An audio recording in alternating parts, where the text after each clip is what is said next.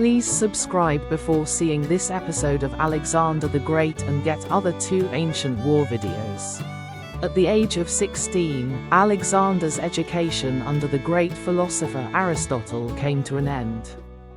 A young Alexander, dressed in royal Macedonian attire, standing in the palace at Pella, with his father, King Philip II, waging war against the Thracians to the north, young Alexander was entrusted with the role of regent and heir apparent.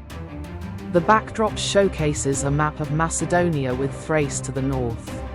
This was a crucial moment, his first true test as a leader. In the distance, Philip II is seen leading his army into battle. Seizing the opportunity during Philip's absence, the Thracian tribe of Maedi revolted against Macedonian rule.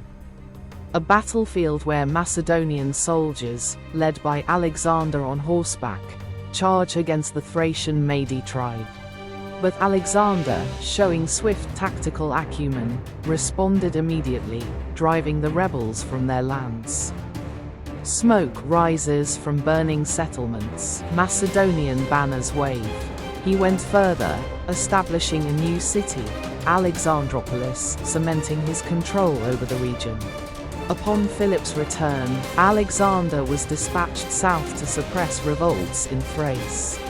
During the siege of Perinthus, Alexander, clad in bronze armor, rallies his troops, and proved his valor once again. He saved his father's life on the battlefield, while Philip is in a moment of peril, nearly struck by an enemy soldier.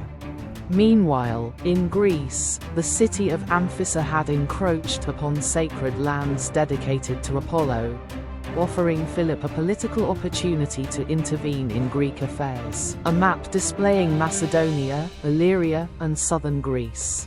As Philip dealt with Thrace, Alexander was tasked with mustering an army for Greece. Arrows indicate troop movements. But to mislead potential rivals, he feigned preparations for an attack on Illyria. Amidst this deception, the Illyrians took the bait, launching an invasion into Macedonia only to be swiftly repelled by the young commander. In 338 BC, Philip and Alexander reunited, marching south through the legendary pass of Thermopylae, overcoming Theban resistance.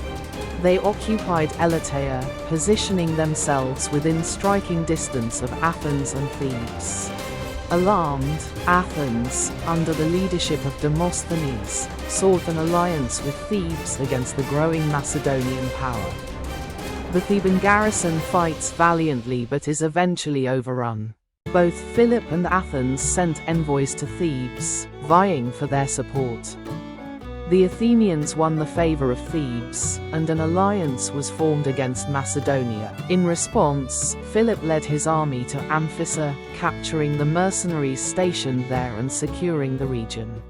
His final attempt at peace was rejected by Athens and Thebes, making war inevitable. The decisive battle of Chaeronea would determine Greece's future. Philip led the right flank, he feigned retreat, luring the Athenian hoplites forward, breaking their line.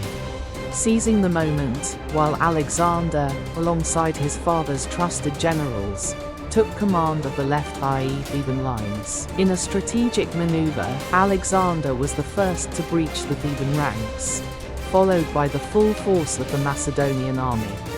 The enemy's cohesion shattered, Athens fell, and Thebes was surrounded and decisively defeated. With victory secured, Philip and Alexander advanced unopposed into the Peloponnese.